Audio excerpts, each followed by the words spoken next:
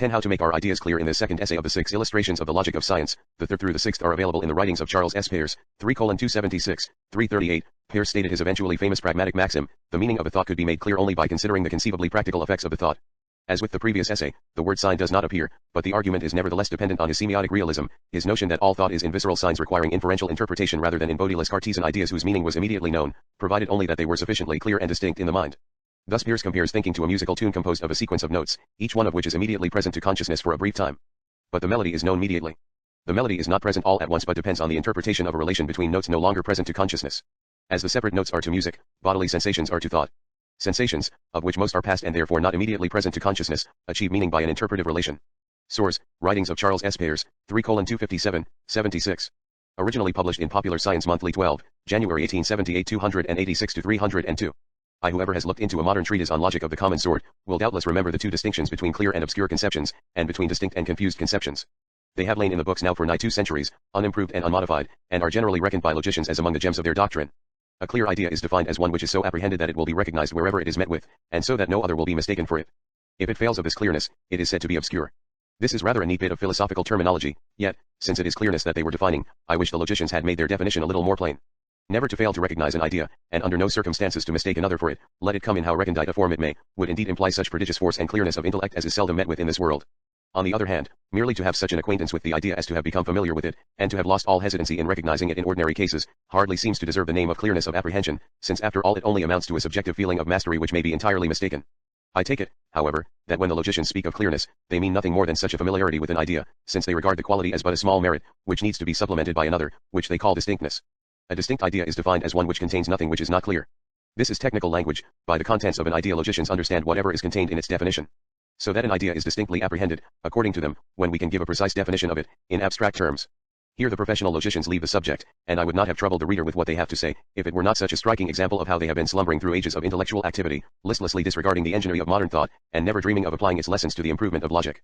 It is easy to show that the doctrine that familiar use and abstract distinctness make the perfection of apprehension has its only true place in philosophies which have long been extinct, and it is now time to formulate the method of attaining to a more perfect clearness of thought, such as we see and admire in the thinkers of our own time. When Descartes set about the reconstruction of philosophy, his first step was to, theoretically, permit skepticism and to discard the practice of the schoolmen of looking to authority as the ultimate source of truth. That done, he sought a more natural fountain of true principles, and professed to find it in the human mind, thus passing, in the directest way, from the method of authority to that of a priori, as described in my first paper. Self-consciousness was to furnish us with our fundamental truths, and to decide what was agreeable to reason. But since, evidently, not all ideas are true, he was led to note, as the first condition of infallibility, that they must be clear. The distinction between an idea seeming clear and really being so, never occurred to him. Trusting to introspection, as he did, even for a knowledge of external things, why should he question its testimony in respect to the contents of our own minds? But then, I suppose, seeing men, who seem to be quite clear and positive, holding opposite opinions upon fundamental principles, he was further led to say that clearness of ideas is not sufficient, but that they need also to be distinct, i.e., to have nothing unclear about them.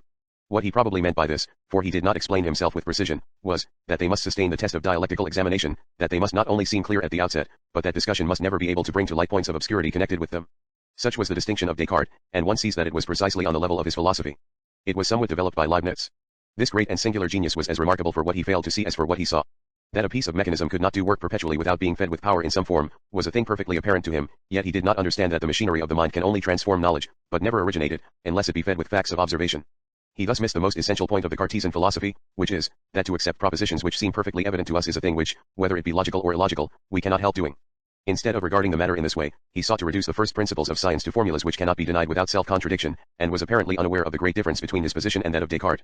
So he reverted to the old formalities of logic, and, above all, abstract definitions played a great part in his philosophy. It was quite natural, therefore, that on observing that the method of Descartes labored under the difficulty that we may seem to ourselves to have clear apprehensions of ideas which in truth are very hazy, no better remedy occurred to him than to require an abstract definition of every important term. Accordingly, in adopting the distinction of clear and distinct notions, he described the latter quality as the clear apprehension of everything contained in the definition, and the books have ever since copied his words. There is no danger that his chimerical scheme will ever again be overvalued. Nothing new can ever be learned by analyzing definitions. Nevertheless, our existing beliefs can be set in order by this process, and order is an essential element of intellectual economy, as of every other. It may be acknowledged, therefore, that the books are right in making familiarity with the notion the first step toward clearness of apprehension, and the defining of it the second. But in omitting all mention of any higher perspicuity of thought, they simply mirror a philosophy which was exploded 100 years ago. That much admired ornament of logic, the doctrine of clearness and distinctness, may be pretty enough, but it is high time to relegate to our cabinet of curiosities the antique bijou, and to wear about us something better adapted to modern uses. The very first lesson that we have a right to demand that logic shall teach us is, how to make our ideas clear, and a most important one it is, depreciated only by minds who stand in need of it. To know what we think, to be masters of our own meaning, will make a solid foundation for great and weighty thought. It is most easily learned by those whose ideas are meager and restricted, and far happier they than such as wallow helplessly in a rich mud of conceptions.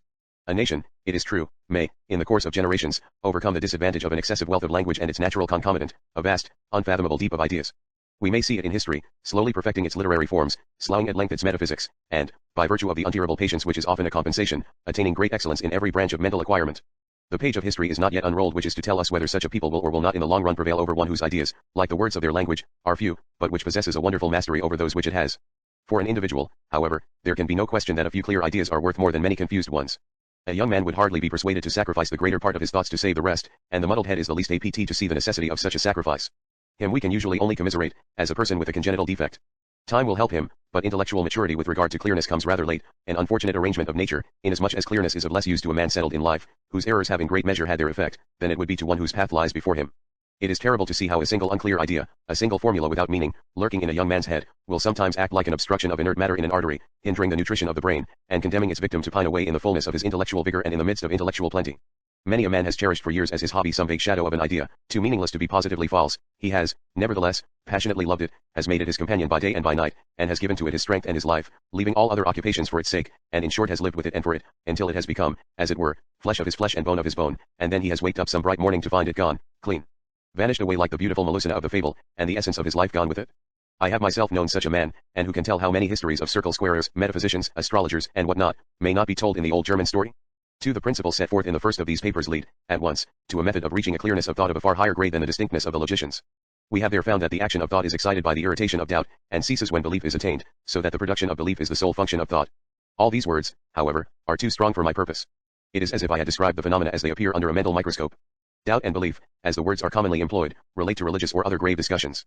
But here I use them to designate the starting of any question, no matter how small or how great, and the resolution of it.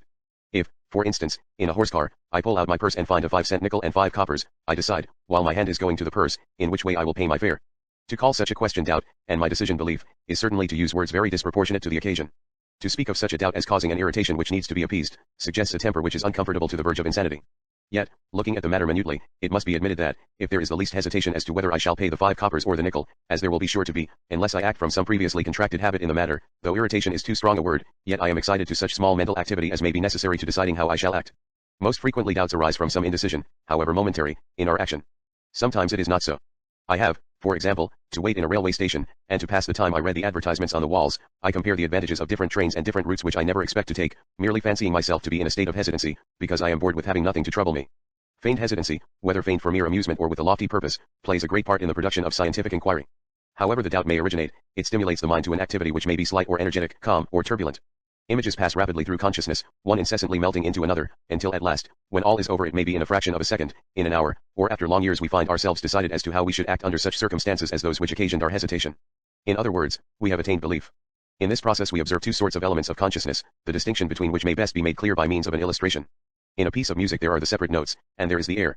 A single tone may be prolonged for an hour or a day, and it exists as perfectly in each second of that time as in the whole taken together, so that, as long as it is sounding, it might be present to a sense from which everything in the past was as completely absent as the future itself. But it is different with the air, the performance of which occupies a certain time, during the portions of which only portions of it are played. It consists in an orderliness in the succession of sounds which strike the ear at different times, and to perceive it there must be some continuity of consciousness which makes the events of a lapse of time present to us. We certainly only perceive the air by hearing the separate notes, yet we cannot be said to directly hear it, for we hear only what is present at the instant, and an orderliness of succession cannot exist in an instant. These two sorts of objects, what we are immediately conscious of and what we are immediately conscious of, are found in all consciousness. Some elements, the sensations, are completely present at every instant so long as they last, while others, like thought, are actions having beginning, middle, and end, and consist in a congruence in the succession of sensations which flow through the mind. They cannot be immediately present to us, but must cover some portion of the past or future. Thought is a thread of melody running through the succession of our sensations. We may add that just as a piece of music may be written in parts, each part having its own air, so various systems of relationship of succession subsist together between the same sensations. These different systems are distinguished by having different motives, ideas, or functions. Thought is only one such system, for its sole motive, idea, and function, is to produce belief, and whatever does not concern that purpose belongs to some other system of relations. The action of thinking may incidentally have other results, it may serve to amuse us, for example, and among dilettanti it is not rare to find those who have so perverted thought to the purposes of pleasure that it seems to vex them to think that the questions upon which they delight to exercise it may ever get finally settled, and a positive discovery which takes a favorite subject out of the arena of literary debate is met with ill-concealed dislike. This disposition is the very debauchery of thought. But the soul and meaning of thought, abstracted from the other elements which accompany it, though it may be voluntarily thwarted, can never be made to direct itself toward anything but the production of belief. Thought in action has for its only possible motive the attainment of thought at rest, and whatever does not refer to belief is no part of the thought itself. And what, then, is belief? It is the demicadence which closes a musical phrase in the symphony of our intellectual life. We have seen that it has just three properties. First, it is something that we are aware of. Second, it appeases the irritation of doubt. And, third, it involves the establishment in our nature of a rule of action, or, say for short, a habit. As it appeases the irritation of doubt, which is the motive for thinking, thought relaxes, and comes to rest for a moment when belief is reached. But, since belief is a rule for action, the application of which involves further doubt and further thought, at the same time that it is a stopping place, it is also a new starting place for thought. That is why I have permitted myself to call it thought at rest, although thought is essentially an action. The final upshot of thinking is the exercise of volition, and of this thought no longer forms a part, but belief is only a stadium of mental action, an effect upon our nature due to thought, which will influence future thinking. The essence of belief is the establishment of a habit, and different beliefs are distinguished by the different modes of action to which they give rise. If beliefs do not differ in this respect, if they appease the same doubt by producing the same rule of action, then no mere differences in the manner of consciousness of them can make them different beliefs, any more than playing a tune in different keys is playing different tunes. Imaginary distinctions are often drawn between beliefs which differ only in their mode of expression. The wrangling which ensues is real enough, however. To believe that any objects are arranged as in fig I, and to believe that they are arranged in fig 2 are one and the same belief, yet it is conceivable that a man should assert one proposition and deny the belief, yet it is conceivable that a man should assert one proposition and deny the other. Such false distinctions do as much harm as the confusion of beliefs really different, and are among the pitfalls of which we ought constantly to beware, especially when we are upon metaphysical ground. One singular deception of this sort, which often occurs, is to mistake the sensation produced by our own unclearness of thought for a character of the object we are thinking. Instead of perceiving that the obscurity is purely subjective, we fancy that we contemplate a quality of the object which is essentially mysterious, and if our conception be afterward presented to us in a clear form we do not recognize it as the same, owing to the absence of the feeling of unintelligibility. So long as this deception lasts, it obviously puts an impassable barrier in the way of perspicuous thinking, so that it equally interests the opponents of rational thought to perpetuate it, and its adherents to guard against it. Figure 1. Figure 2. Another such deception is to mistake a mere difference in the grammatical construction of two words for a distinction between the ideas they express. In this pedantic age, when the general mob of writers attends so much more to words than to things, this error is common enough.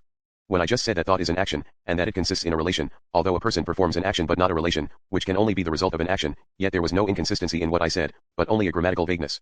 From all these sophisms we shall be perfectly safe so long as we reflect that the whole function of thought is to produce habits of action, and that whatever there is connected with the thought, but irrelevant to its purpose, is an accretion to it, but no part of it. If there be a unity among our sensations which has no reference to how we shall act on a given occasion, as when we listen to a piece of music, why we do not call that thinking. To develop its meaning, we have, therefore, simply to determine what habits it produces, for what a thing means is simply what habits it involves.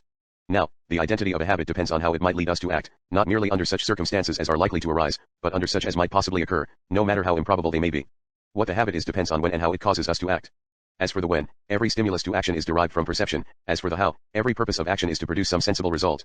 Thus, we come down to what is tangible and practical, as the root of every real distinction of thought, no matter how subtle it may be, and there is no distinction of meaning so fine as to consist in anything but a possible difference of practice. To see what this principle leads to, consider in the light of it such a doctrine as that of transubstantiation. The Protestant churches generally hold that the elements of the sacrament are flesh and blood only in a tropical sense, they nourish our souls as meat and the juice of it would our bodies. But the Catholics maintain that they are literally just that, although they possess all the sensible qualities of wafer cakes and diluted wine. But we can have no conception of wine except what may enter into a belief, either one. That this, that, or the other, is wine, or, 2. That wine possesses certain properties. Such beliefs are nothing but self-notifications that we should, upon occasion, act in regard to such things as we believe to be wine according to the qualities which we believe wine to possess. The occasion of such action would be some sensible perception, the motive of it to produce some sensible result. Thus our action has exclusive reference to what affects the senses, our habit has the same bearing as our action, our belief the same as our habit, our conception the same as our belief, and we can consequently mean nothing by wine but what has certain effects, direct or indirect, upon our senses, and to talk of something as having all the sensible characters of wine, yet being in reality blood, is senseless jargon. Now, it is not my object to pursue the theological question, and having used it as a logical example I drop it, without caring to anticipate the theologian's reply. I only desire to point out how impossible it is that we should have an idea in our minds which relates to anything but conceived sensible effects of things. Our idea of anything is our idea of its sensible effects, and if we fancy that we have any other we deceive ourselves, and mistake a mere sensation accompanying the thought for a part of the thought itself. It is absurd to say that thought has any meaning unrelated to its only function. It is foolish for Catholics and Protestants to fancy themselves in disagreement about the elements of the sacrament, if they agree in regard to all their sensible effects, here or hereafter. It appears, then, that the rule for attaining the third grade of clearness of apprehension is as follows: consider what effects, which might conceivably have practical bearings, we conceive the object of our conception to have. Then, our conception of these effects is the whole of our conception of the object. Our conception of these effects is the whole of our conception of the object. 3. Let us illustrate this rule by some examples, and, to begin with the simplest one possible, let us ask what we mean by calling a thing hard. Evidently that it will not be scratched by many other substances. The whole conception of this quality, as of every other, lies in its conceived effects. There is absolutely no difference between a hard thing and a soft thing so long as they are not brought to the test. Suppose, then, that a diamond could be crystallized in the midst of a cushion of soft cotton, and should remain there until it was finally burned up. Would it be false to say that that diamond was soft? This seems a foolish question, and would be so, in fact, except in the realm of logic. Such questions are often of the greatest utility as serving to bring logical principles into sharper relief than real discussions ever could. In studying logic we must not put them aside with hasty answers, but must consider them with attentive care, in order to make out the principles involved. We may, in the present case, modify our question, and ask what prevents us from saying that all hard bodies remain perfectly soft until they are touched, when their hardness increases with the pressure until they are scratched. Reflection will show that the reply is this: there would be no falsity in such modes of speech. They would involve a modification of our present usage of speech with regard to the words hard and soft, but not of their meanings. For they represent no fact to be different from what it is, only they involve arrangements of facts which would be exceedingly maladroit. This leads us to remark that the question of what would occur under circumstances which do not actually arise is not a question of fact, but only of the most perspicuous arrangement of them. For example, the question of free will and fate in its simplest form, stripped of verbiage, is something like this: I have done something of which I am ashamed. Could I, by an effort of the will, have resisted the temptation, and done otherwise? The philosophical reply is, that this is not a question of fact, but only of the arrangement of facts. Arranging them so as to exhibit what is particularly pertinent to my question, namely, that I ought to blame myself for having done wrong, it is perfectly true to say that, if I had willed to do otherwise than I did, I should have done otherwise. On the other hand, arranging the facts so as to exhibit another important consideration, it is equally true that, when a temptation has once been allowed to work, it will, if it has a certain force, produce its effect, let me struggle how I may. There is no objection to a contradiction in what would result from a false supposition. The reductio ad absurdum consists in showing that contradictory results would follow from a hypothesis which is consequently judged to be false. Many questions are involved in the free will discussion, and I am far from desiring to say that both sides are equally right. On the contrary, I am of opinion that one side denies important facts, and that the other does not. But what I do say is, that the above single question was the origin of the whole doubt, that, had it not been for this question, the controversy would never have arisen, and that this question is perfectly solved in the manner which I have indicated. Let us next seek a clear idea of weight. This is another very easy case. To say that a body is heavy means simply that, in the absence of opposing force, it will fall. This, neglecting certain specifications of how it will fall, etc., which exist in the mind of the physicist who uses the word, is evidently the whole conception of weight. It is a fair question whether some particular facts may not account for gravity, but what we mean by the force itself is completely involved in its effects. This leads us to undertake an account of the idea of force in general. This is the great conception which, developed in the early part of the 17th century from the root idea of a cause, and constantly improved upon since, has shown us how to explain all the changes of motion which bodies experience, and how to think about all physical phenomena, which has given birth to modern science, and changed the face of the globe, and which, aside from its more special uses, has played a principal part in directing the course of modern thought, and in furthering modern social development. It is, therefore, worth some pains to comprehend it. According to our rule, we must begin by asking what is the immediate use of thinking about force, and the answer is, that we thus account for changes of motion. If bodies were left to themselves, without the intervention of forces, every motion would continue unchanged both in velocity and in direction. Furthermore, change of motion never takes place abruptly. If its direction is changed, it is always through a curve without angles. If its velocity alters, it is by degrees. The gradual changes which are constantly taking place are conceived by geometers to be compounded together according to the rules of the parallelogram of forces. If the reader does not already know what this is, he will find it, I hope, to his advantage to endeavor to follow the what this is, he will find it, I hope, to his advantage to endeavor to follow the following explanation, but if mathematics are insupportable to him, pray let him skip 3 paragraphs rather than that we should part company here. A path is a line whose beginning and end are distinguished. 2 paths are considered to be equivalent, which, beginning at the same point, lead to the same point. Thus the 2 paths, A B C D E and A F G H E, are equivalent. Paths which do not begin at the same point are considered to be equivalent, provided that, on moving either of them without turning it, but keeping it always parallel to its original position, when its beginning coincides with that of the other path, the ends also coincide. Paths are considered as geometrically added together, when one begins where the other ends, thus the path AE is conceived to be a sum of a, BC, CD, and A. In the parallelogram of Fig 4 the diagonal AC is the sum of A and BC, or, since AD is geometrically equivalent to BC, AC is the geometrical sum of A and AD. Figure 3. Figure 4. All this is purely conventional. It simply amounts to this, that we choose to call paths having the relations I have described equal or added. But, though it is a convention with a good reason. The rule for geometrical addition may be applied not only to paths, but to any other things which can be represented by paths. Now, as a path is determined by the varying direction and distance of the point which moves over it from the starting point, it follows that anything which from its beginning to its end is determined by a varying direction and a varying magnitude is capable of being represented by a line. Accordingly, velocities may be represented by lines, for they have only directions and rates. The same thing is true of accelerations, or changes of velocities. This is evident enough in the case of velocities, and it becomes evident for accelerations if we consider that precisely what velocities are to positions, namely, states of change of them, that accelerations are to velocities. Figure 5. The so-called parallelogram of forces is simply a rule for compounding accelerations. The rule is, to represent the accelerations by paths, and then to geometrically add the paths. The geometers, however, not only use the parallelogram of forces to compound different accelerations, but also to resolve one acceleration into a sum of several. Let a, Fig 5, be the path which represents a certain acceleration, say, such a change in the motion of a body that at the end of 1 second the body will, under the influence of that change, be in a position different from what it would have had if its motion had continued unchanged, such that a path equivalent to it would lead from the latter position to the former. This acceleration may be considered as the sum of the accelerations represented by AC and CB. It may also be considered as the sum of the very different accelerations represented by AD and DB, where AD is almost the opposite of AC. And it is clear that there is an immense variety of ways in which it might be resolved into the sum of 2 accelerations.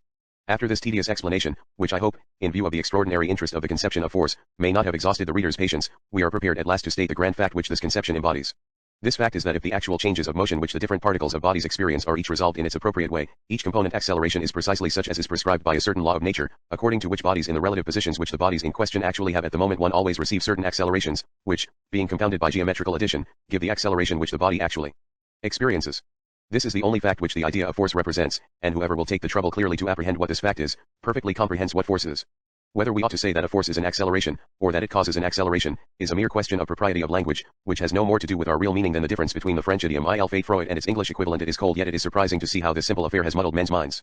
In how many profound treatises is not force spoken of as a mysterious entity, which seems to be only a way of confessing that the author despairs of ever getting a clear notion of what the word means. In a recent admired work on analytic mechanics it is stated that we understand precisely the effect of force, but what force itself is we do not understand. This is simply a self-contradiction. The idea which the word force excites in our minds has no other function than to affect our actions, and these actions can have no reference to force otherwise than through its effects. Consequently, if we know what the effects of force are, we are acquainted with every fact which is implied in saying that a force exists, and there is nothing more to know. The truth is, there is some vague notion afloat that a question may mean something which the mind cannot conceive, and when some hair-splitting philosophers have been confronted with the absurdity of such a view, they have invented an empty distinction between positive and negative conceptions, in the attempt to give their non-idea a form not obviously nonsensical. The nullity of it is sufficiently plain from the considerations given a few pages back, and, apart from those considerations, the quibbling character of the distinction must have struck every mind accustomed to real thinking. For let us now approach the subject of logic, and consider a conception which particularly concerns it, that of reality. Taking clearness in the sense of familiarity, no idea could be clearer than this. Every child uses it with perfect confidence, never dreaming that he does not understand it. As for clearness in its second grade, however, it would probably puzzle most men, even among those of a reflective turn of mind, to give an abstract definition of the real. Yet such a definition may perhaps be reached by considering the points of difference between reality and its opposite, fiction. A figment is a product of somebody's imagination, it has such characters as his thought impresses upon it. That those characters are independent of how you or I think is an external reality. There are, however, phenomena within our own minds, dependent upon our thought, which are at the same time real in the sense that we really think them. But though their characters depend on how we think, they do not depend on what we think those characters to be. Thus, a dream has a real existence as a mental phenomenon, if somebody has really dreamt it, that he dreamt so and so, does not depend on what anybody thinks was dreamt, but is completely independent of all opinion on the subject. On the other hand, considering, not the fact of dreaming, but the thing dreamt, it retains its peculiarities by virtue of no other fact than that it was dreamt to possess them. Thus we may define the real as that whose characters are independent of what anybody may think them to be. But, however satisfactory such a definition may be found, it would be a great mistake to suppose that it makes the idea of reality perfectly clear. Here, then, let us apply our rules. According to them, reality, like every other quality, consists in the peculiar sensible effects which things partaking of it produce. The only effect which real things have is to cause belief, for all the sensations which they excite emerge into consciousness in the form of beliefs. The question therefore is, how is true belief, or belief in the real, distinguished from false belief, or belief in fiction? Now, as we have seen in the former paper, the ideas of truth and falsehood, in their full development, appertain exclusively to the scientific method of settling opinion. A person who arbitrarily chooses the propositions which he will adopt can use the word truth only to emphasize the expression of his determination to hold on to his choice. Of course, the method of tenacity never prevailed exclusively, reason is too natural to men for that. But in the literature of the Dark Ages we find some fine examples of it. When Scotus Erigena is commenting upon a poetical passage in which hellebore is spoken of as having caused the death of Socrates, he does not hesitate to inform the inquiring reader that Hellebores and Socrates were two eminent Greek philosophers, and that the latter having been overcome in argument by the former took the matter to heart and died of it. What sort of an idea of truth could a man have who could adopt and teach, without the qualification of a perhaps, an opinion taken so entirely at random? The real spirit of Socrates, who I hope would have been delighted to have been overcome in argument, because he would have learned something by it, is in curious contrast with the naive idea of the Glossist, for whom discussion would seem to have been simply a struggle.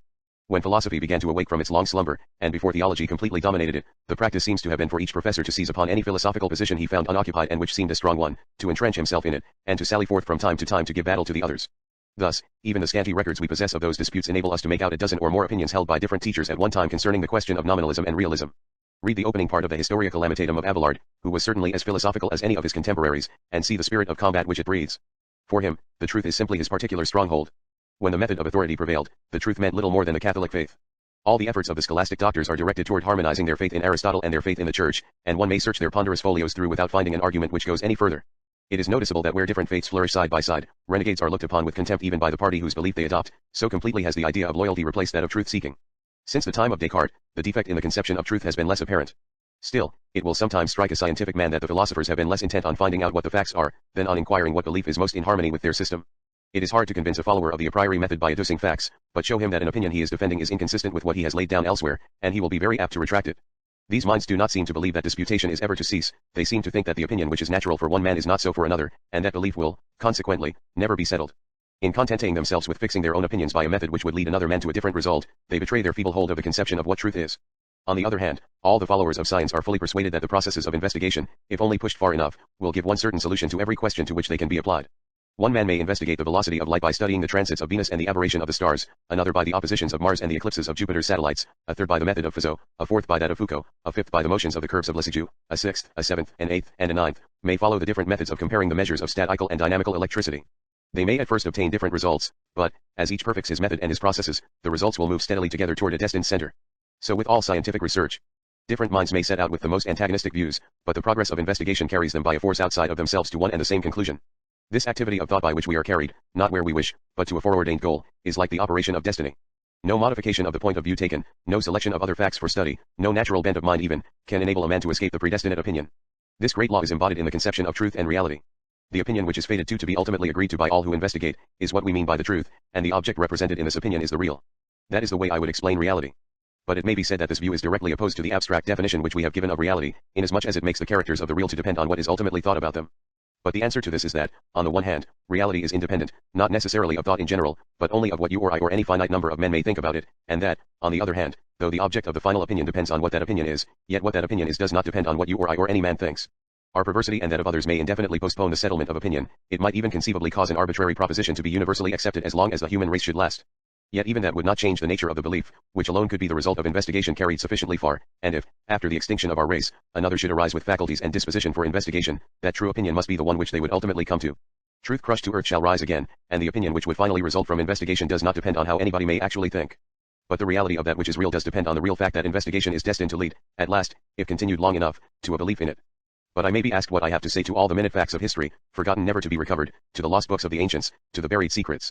Full many a gem of purest ray serene the dark, unfathomed caves of ocean bare, full many a flower is born to blush unseen, and waste its sweetness on the desert air. Do these things not really exist because they are hopelessly beyond the reach of our knowledge? And then, after the universe is dead, according to the prediction of some scientists, and all life has ceased forever, will not the shock of atoms continue though there will be no mind to know it? To this I reply that, though in no possible state of knowledge can any number be great enough to express the relation between the amount of what rests unknown to the amount of the known, yet it is unphilosophical to suppose that, with regard to any given question, which has any clear meaning, investigation would not bring forth a solution of, which has any clear meaning, investigation would not bring forth a solution of it, if it were carried far enough. Who would have said, a few years ago, that we could ever know of what substances stars are made whose light may have been longer in reaching us than the human race has existed? Who can be sure of what we shall not know in a few hundred years? Who can guess what would be the result of continuing the pursuit of science for 10,000 years, with the activity of the last 100?